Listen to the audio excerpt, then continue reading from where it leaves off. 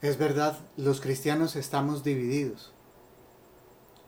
Además de los miembros de la Iglesia Católica, hay muchas iglesias, congregaciones, denominaciones cristianas, sectas, etcétera, etcétera, etcétera, que son el grupo que sigue a Jesucristo, pero con diferencias.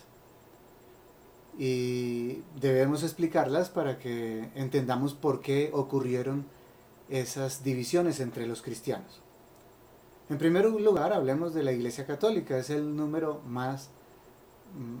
mayor de cristianos que existen sobre la tierra. 1.280 millones de católicos, de bautizados católicos en la Iglesia Católica, Apostólica y Romana. Es importante que esos tres términos los expliquemos bien porque han sido muy tergiversados.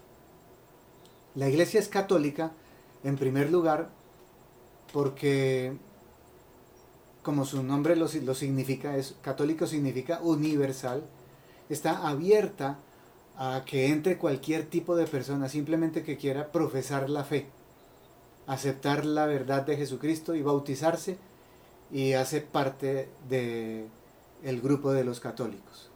Por eso se llama católica universal, abierta a todos. Mientras que las sectas son cerradas, son grupos de personas que tienen que tener determinadas características para ser aceptadas. En segundo lugar, es apostólica porque cree que fue fundada sobre los apóstoles, que Jesucristo fundó la iglesia sobre Pedro y los apóstoles. Hoy en día el Papa y los demás obispos. En esa época eran 12 obispos, ahora son más o menos 52.000 esparcidos por el mundo entero. Y se ha dado en sucesión. Los primeros apóstoles impusieron las manos sobre algunas personas a las que nombraron obispos y ellos sobre otros y así sucesivamente hasta nuestros días. Por eso es apostólica. Y en tercer lugar es romana porque obedece al Santo Padre. Tenemos la certeza absoluta de que cuando Jesucristo, mirando a Pedro, a Simón Pedro le dijo: tú no eres Simón sino Pedro, y sobre esta piedra edificaré mi iglesia. Entonces, uno entre todos los obispos es el que tiene la preeminencia, y lo llamamos el Santo Padre o el Papa, porque es el padre de todos los católicos. En el siglo XVI, en Alemania, el señor Martín Lutero se opuso a algunas conductas de la iglesia de entonces y a algunos criterios, principalmente al hecho de que nosotros los católicos decimos que nos salvamos por la fe, pero que la fe tiene que estar respaldada por las obras, como lo dice Santiago en su carta católica. Pero Martín Lutero dice que no, que basta la fe, aunque nos portemos mal, con solo creer en Jesucristo seremos salvos.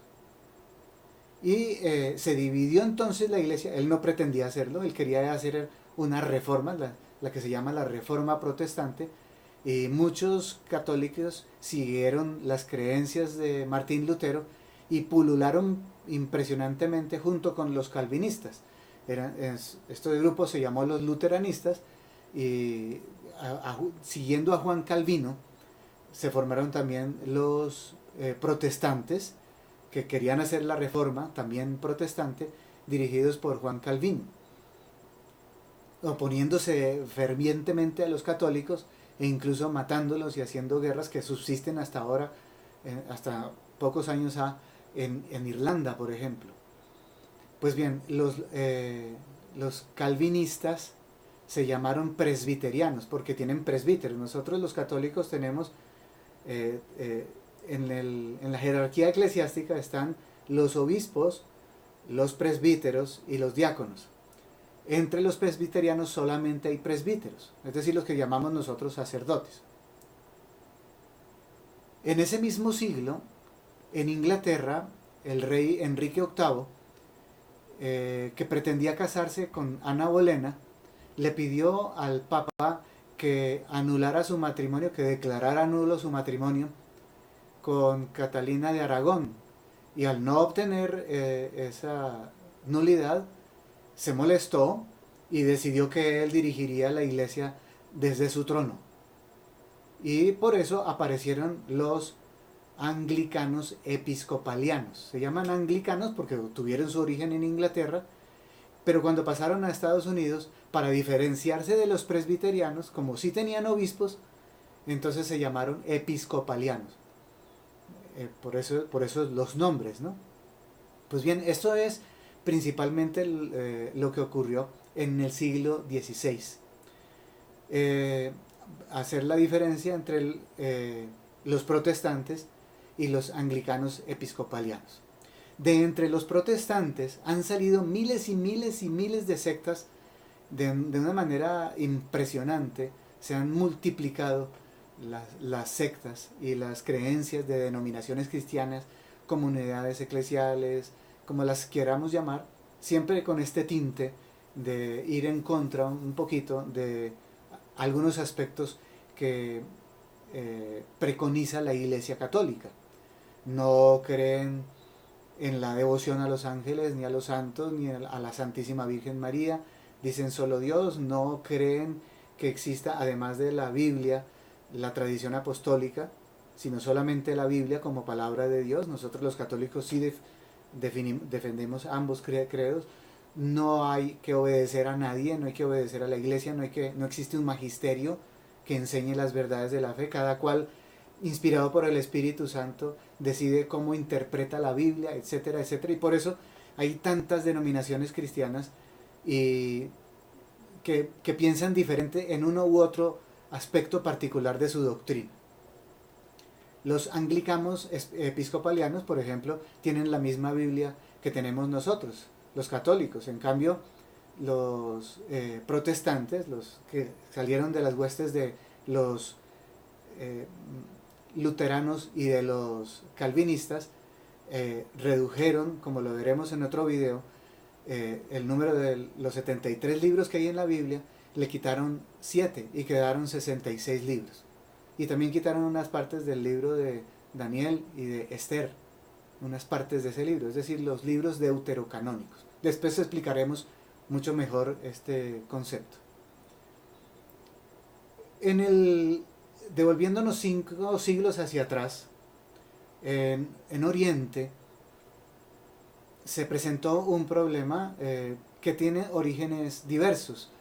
En primer lugar, políticos, económicos, geográficos y también doctrinales, principalmente porque algunas iglesias de Oriente no quisieron aceptar lo que salió de los concilios de Nicea y de Constantinopla.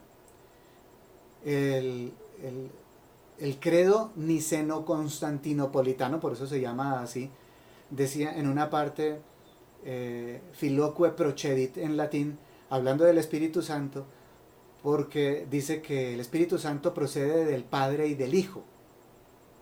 Y ellos no quisieron aceptar eso, entendían que el Espíritu Santo no podría salir del Hijo, sino solamente del Padre. Aunque todos fueron creados existían desde la eternidad, pero que solo el Hijo y el Espíritu Santo proceden del Padre. De aquí y de algunos otros aspectos doctrinales se agarraron para ahondar la crisis política, económica, geográfica, etc. Y se separaron de Roma y no siguieron obedeciendo al Papa ni siguiendo las directrices de la Iglesia Católica. Ellos son los que llamamos cristianos orientales, pero ellos se autodenominan ortodoxos. Nosotros no aceptamos eso porque los verdaderos cristianos ortodoxos somos nosotros, los originales, los primeros, los que tienen la verdad. Eso es lo que significa la palabra ortodoxia. Por eso no aceptamos eso. La Iglesia Ortodoxa rusa y la Iglesia Ortodoxa griega son los principales exponentes de esos cristianos orientales. Ahí hay una duda sobre si existe la sucesión apostólica o no. Y pues en general tienen una devoción a la Virgen quizá mayor que nosotros, y en general no existen grandes diferencias y la iglesia está con el camino ecuménico tratando de unirse con ellos. Y ahí se han dado bastantes pasos que favorecerán esa unión en el futuro, como lo quiere Jesucristo nuestro Señor. Esas son las principales divisiones que hay. Vamos a decir los números. Ya dijimos que los católicos somos más o menos 1.280 millones. Los que han nacido del protestantismo son más o menos 800 millones. Las cifras no son exactas en tantas sectas y tantas iglesias cristianas que hay allí. Algunos hablan un poquito más. Entre los cristianos orientales, mal llamados ortodoxos, hay 260 millones aproximadamente. Y de otros tipos de cristianos que no nacieron del protestantismo, sino de otros criterios como por ejemplo los bautistas o como por ejemplo los cristianos, los que se llaman cristianos y no lo son, como la secta de los mormones y algunas otras denominaciones cristianas, son más o menos 28 millones en el mundo entero. He ahí pues entonces la división de los cristianos. Nuestro Señor no quería eso. Nuestro Señor en el capítulo 17, estoy casi seguro, no lo tengo aquí a la mano, del Evangelio de San Juan, él dice utunum sunt, que todos seamos uno. De ahí salió la encíclica de San Juan Pablo II, en donde habla de la unidad de los cristianos, que es lo que quiere la iglesia. Y por eso existe el camino ecuménico. Aunque existe la apologética que defiende las verdades de la fe, también existe el camino apologético.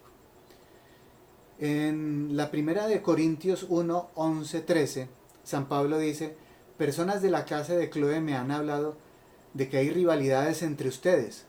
Puedo usar esta palabra ya que uno dice yo soy de Pablo, otro yo soy de Apolo, otro yo soy de Cefas o yo soy de Cristo. Y él pregunta, ¿quieren dividir a Cristo? ¿Acaso fue Pablo crucificado por ustedes? ¿O fueron bautizados por el nombre de Pablo? Las divisiones siempre han existido. Pero nosotros tenemos que orar para que exista la unidad entre los cristianos. Porque en ese mismo capítulo del Evangelio de San Juan, Jesús dijo, para que todos crean, tenemos que ser uno. Y también en Mateo 18:7 dice, ay del mundo a causa de los escándalos.